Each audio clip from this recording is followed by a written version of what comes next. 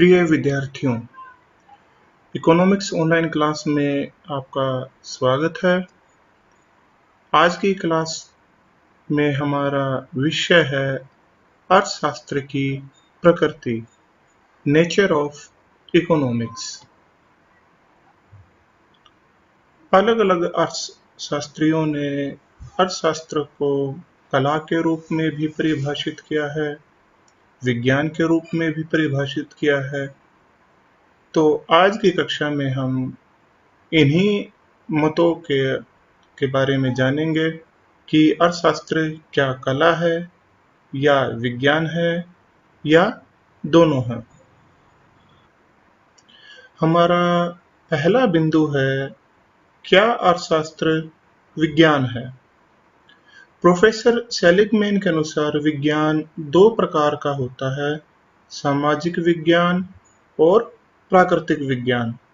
अर्थशास्त्र को एक सामाजिक विज्ञान माना जाता है क्योंकि इसका संबंध मनुष्यों से है, जबकि भौतिकी, रसायन आदि प्राकृतिक विज्ञान है। अर्थशास्त्र को सामाजिक विज्ञान मानने के निम्नलिखित कारण हैं। पहला कारण है क्रमागत अध्ययन, सिस्टमैटिक स्टडी।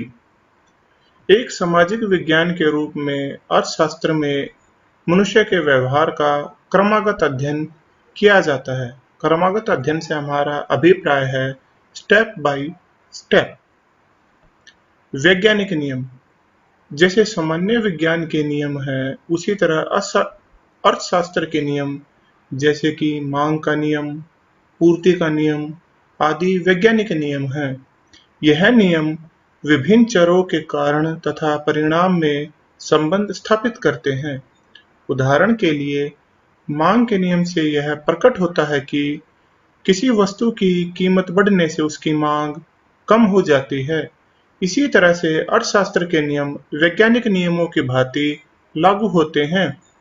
नियमों की सत्यता, प्रत्येक विज्ञान अपने नियमों की सत्यता की जांच करता है।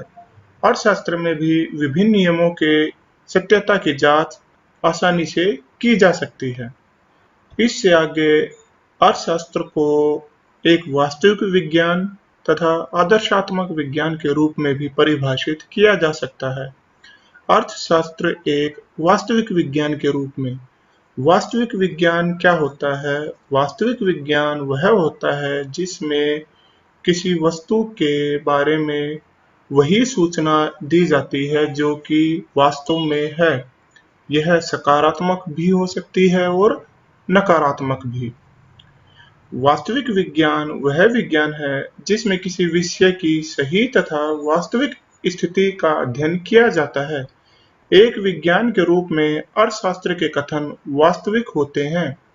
वास्तविक कथन वे होते हैं जिनसे ज्ञात होता है कि क्या है, क्या था तथा विशेष परिस्थितियों में क्या होगा।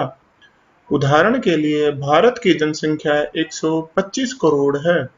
भारत की विकास दर 7% है। यह वास्तविक विज्ञान कथन के उदाहरण हैं। अर्थशास्त्र एक आदर्शात्मक विज्ञान के रूप में। प्रसिद्ध अर्थशास्त्री जैसे मार्शल, पेगु आदि यह मानते थे कि अर्थशास्त्र आदर्शात्मक विज्ञान भी है। आदर्शात्मक विज्ञान वह विज्ञान है जिसमें क्या होना चाहिए का अध्ययन किया जाता है, अर्थात इसमें आदर्श स्थितियों के बारे में बात की जाती है। उदाहरण के लिए, भारत की जनसंख्या पर नियंत्रण होना चाहिए। भारत की विकास दर 10% से अधिक होनी चाहिए। कीमतों में स्थिरता पाई जानी चाहिए। आय का समान वितरण होना चाहिए। उपरोक्त विवेचन से हम कह सकते हैं कि अर्थशास्त्र एक वास्तविक विज्ञान भी है और आदर्शात्मक विज्ञान भी है। आज के हमारे उपविषय का दूसरा बिंदु है अर्थशास्त्र कला के रूप में। किसी निश्चित उद्देश्य की प्राप्ति के लिए ज्ञान का व्यवहारिक प्रयोग कला कहलाता है। अर्थशास्त्र में विभिन्न उद्देश्यों को प्राप्त करने के लिए अर्थशास्त्र के सिद्धांतों का व्यवहारिक रूप में प्रयोग किया जाता है। अतः अर्थशास्त्र को एक कला के रूप में भी परिभाषित किया जा सकता है। प्रोफेसर जे एम केन्ज ने कला शब्द के स्थान पर व्यवहारिक अर्थशास्त्र शब्द का प्रयोग किया है। आधुनिक अर्थशास्त्री कला शब्द के लिए आर्थिक नीति शब्द का प्रयोग करते हैं। अंत में हम कह सकते हैं कि अर्थशास्त्र विज्ञान भी है और कला भी है। प्रोफेसर चैपमैन ने ठीक ही कहा है कि अर्थशास्त्र एक वास्तविक विज्ञान है जो आर्थिक तथ्यों की वास्तविक स्थिति से संबंधित है, और एक कला भी है जो इस प्रकार के उपाय और साधन ढूंढता है जिनसे इच्छित लक्ष्य प्राप्त किए जा सकें।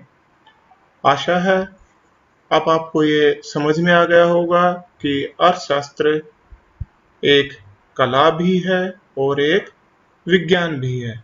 धन्यवाद।